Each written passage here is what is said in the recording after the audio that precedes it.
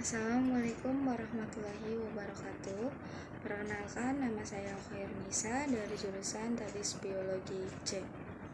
Baik, yang terhormat Bapak Asep Mulyani selaku dosen pengampu mata kuliah media pembelajaran. Di sini saya akan menjelaskan mengenai materi tentang evolusi. Nah, tujuan pembelajaran kali ini yaitu diantaranya peserta didik dapat menjelaskan teori asal-usul kehidupan yang dikemukakan oleh beberapa ilmuwan. Nah, peserta didik dapat mengidentifikasi persamaan dan perbedaan pandangan para ahli mengenai evolusi. Kemudian, peserta didik dapat menjelaskan teori, prinsip, dan mekanisme mengenai evolusi. Kemudian di sini ada gambar mengenai evolusi, yaitu pada kingdom Animalia, dengan di sini kelasnya ada dari kelas Mamalia. Kemudian, daftar isi materi kali ini yaitu mengenai konsep evolusi. Kemudian ada faktor-faktor yang mempengaruhinya. Kemudian ada bukti-bukti penting mengenai evolusi. Kemudian ada implikasi evolusi terhadap kehidupan manusia. Nah, di sini ada pengertian evolusi. Jadi, pengertian evolusi merupakan proses perubahan terhadap dalam populasi organisme dari generasi ke generasi. Hal ini terjadi melalui seleksi alam, mutasi genetika, dan faktor-faktor lingkungan lainnya. Jadi evolusi ini sangat mempengaruhi terhadap mutasi genetika, faktor-faktor lingkungannya, dan seleksi alam. Jadi evolusi ini akan berkaitan dengan 3 hal tadi. Kemudian selanjutnya di sini ada faktor-faktor yang mempengaruhinya. Tadi kan udah sedikit dijelaskan bahwa faktor-faktor yang mempengaruhinya yaitu diantaranya variasi genetik dalam populasi. Jadi variasi genetik ini sangat berpengaruh dalam evolusi.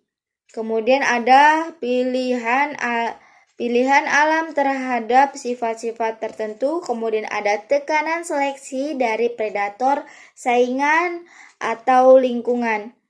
Jadi predator, saingan, dan lingkungannya ini sangat mempengaruhi faktor-faktor dari evolusi itu sendiri.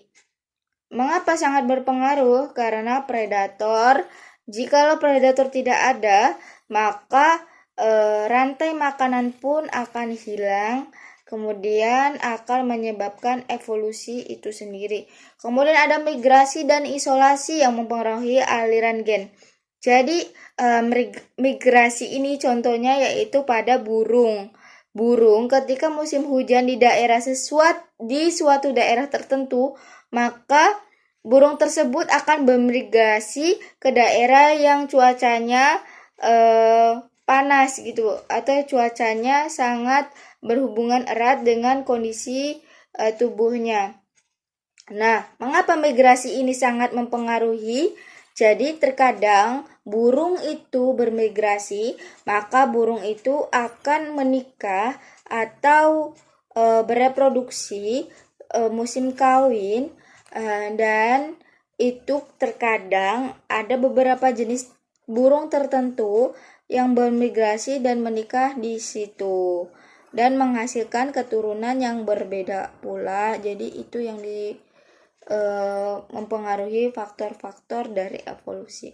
Nah, proses evolusi ini terdapat 3. Yang pertama, variasi genetik terjadi melalui mutasi dan rekombinasi genetika. Kemudian seleksi alam, ekspansi lingkungan dan perjuangan untuk bertahan hidup menghasilkan seleksi alam. Kemudian ada reproduksi diferensial, di mana organisme dengan sifat yang lebih menguntungkan memiliki banyak keturunan. Nah, kemudian ada bukti-bukti dari evolusi itu sendiri. Yang pertama yaitu fosil. Pentingnya penemuan fosil dalam memahami evolusi dan mengungkapkan hubungan antara spesies yang sudah punah dengan spesies yang masih hidup. Jadi fosil ini sangat berpengaruh dalam memahami evolusi karena sangat berhubungan erat antara spesies yang sudah punah dengan spesies yang masih hidup. Kemudian di sini ada perbandingan anatomi. Kemiripan struktur anatomi antara berbagai spesies menunjukkan hubungan evolusioner yang erat. Jadi kemiripan suatu spesies baik secara anatomi itu menunjukkan bahwa ada hubungan evolusioner yang erat dari spesies tersebut. Jadi evolusi itu bukti nyata gitu ya.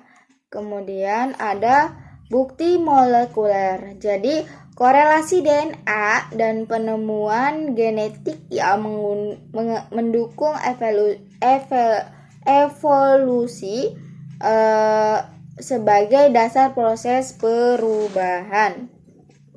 Nah, di sini ada beberapa teori-teori mengenai teori evolusi. Yang pertama yaitu seleksi alam.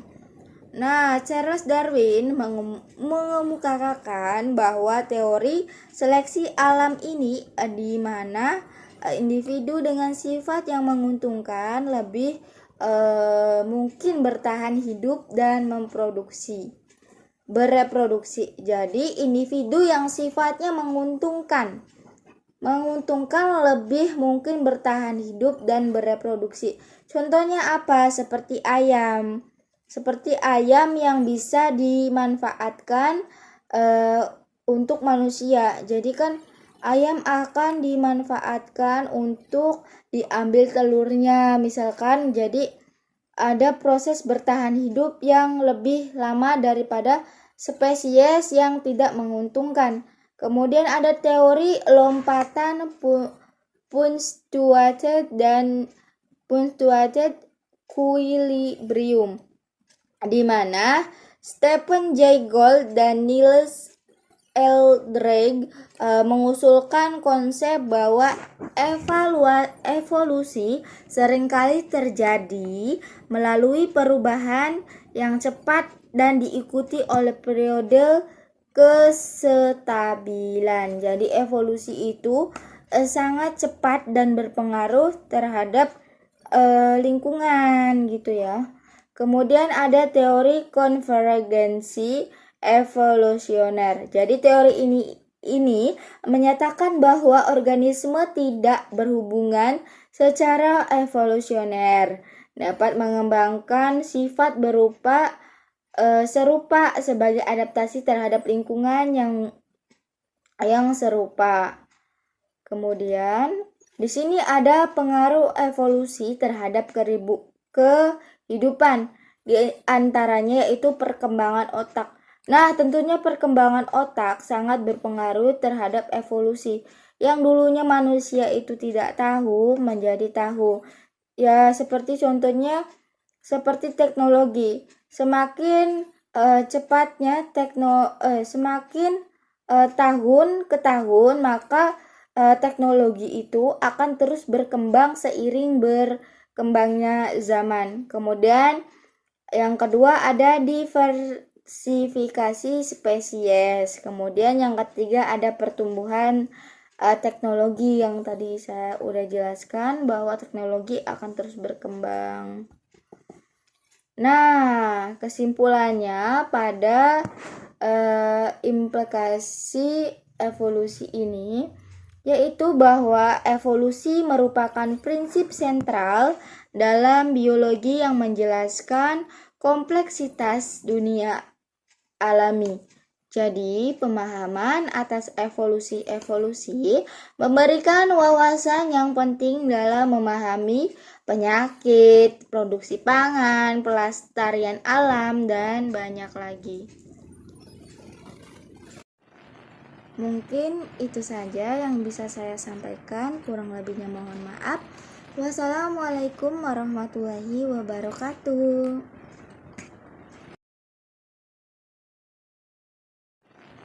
Mungkin itu saja yang bisa saya sampaikan, kurang lebihnya mohon maaf. Wassalamualaikum warahmatullahi wabarakatuh.